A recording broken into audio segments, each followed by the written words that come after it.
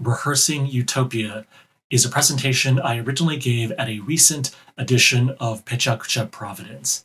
It was a sold-out event presented along with the Awesome Foundation, Rhode Island, and the theme was practice. PechaKucha means chitter-chatter in Japanese. This is a presentation format that originated in Tokyo, and it features 20 slides per speaker that move every 20 seconds automatically. I had some requests to share this. The live recording was done on a cell phone. The audio is not great, so I've decided to record and share this version where I can speak a little bit more slowly as well, since my slides aren't moving automatically. All right, let's do this. This is Rehearsing Utopia. What comes to mind when I say utopian thinking? Science fiction fantasies, political pipe dreams, or driver of progress? It's the way that we imagine and inspire better futures together. And it's something that's too important to leave up to the tech bro billionaires alone. It's time to reclaim utopias for everyone. But first, a reality check. Have you been outside? Have you seen the news? Total dumpster fire. We need direct action. Organize, mobilize, resist. Yes, and it's important to consider creative cultural responses too. Philosopher Slavoj Žižek challenges us to dream dangerously. This book came out around the time of Occupy Wall Street, but this topic and this challenge continues to be relevant in our present moment. Let's explore a bit more together about utopian thinking and its connection with hope. Hope here is more than a dated political slogan or just a fleeting feeling of naive optimism. Hope is more than a vibe. Hope is also a cognitive capacity, a mental skill that we can acquire and learn, strengthening it with practice. It's something we can do together. Author Kristen Godsey, in her book, argues that utopian thinking inspires hope and gives examples of how utopian experiments have fueled centuries of progress.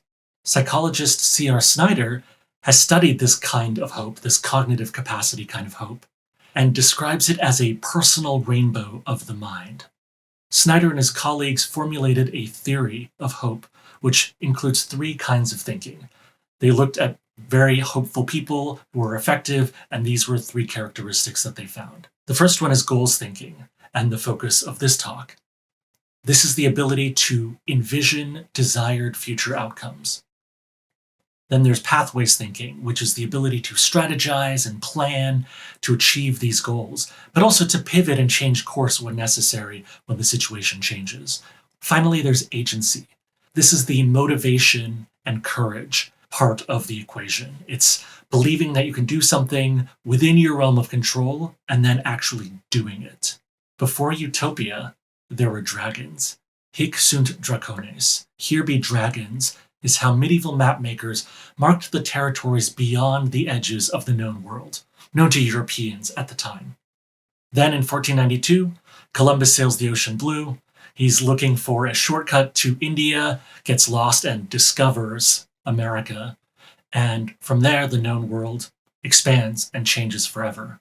These so-called discoveries inspire an Englishman named Thomas More, who writes a book called Utopia, publishing it in 1516.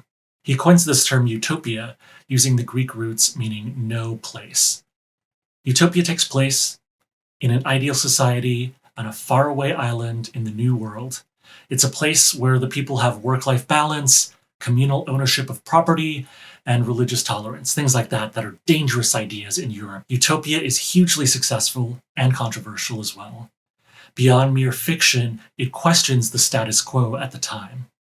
1535, King Henry VIII has Thomas More executed for treason. But Utopia lives on. It spreads across Europe and inspires political and scientific thinkers, including some early socialists.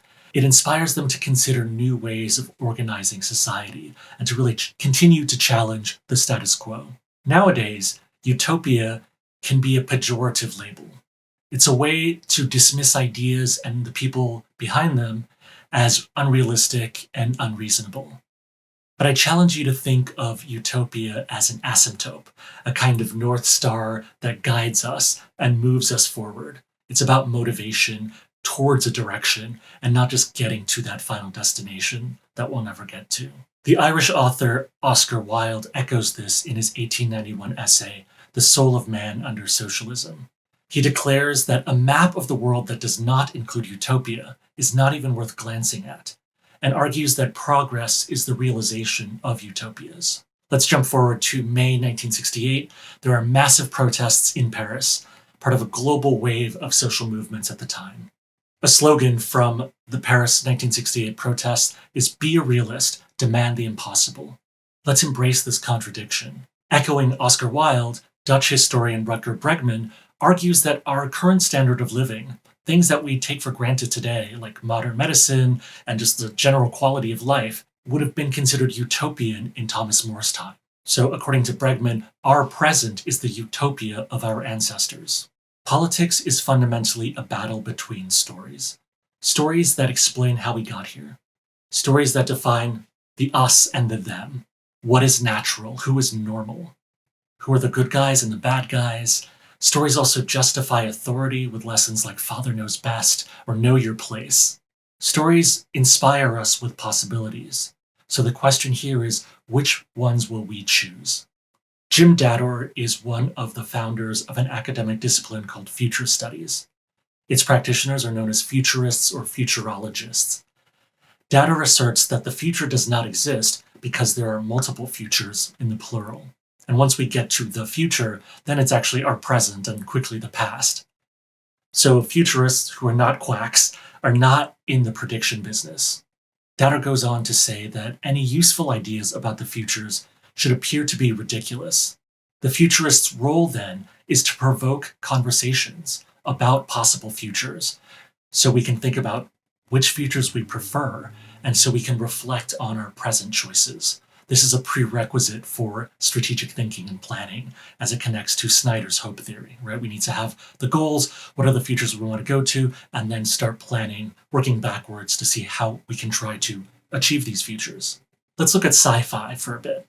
Science fiction stories can be a two-edged sword. For example, Star Trek and other science fiction stories have predicted or even inspired real-world innovations.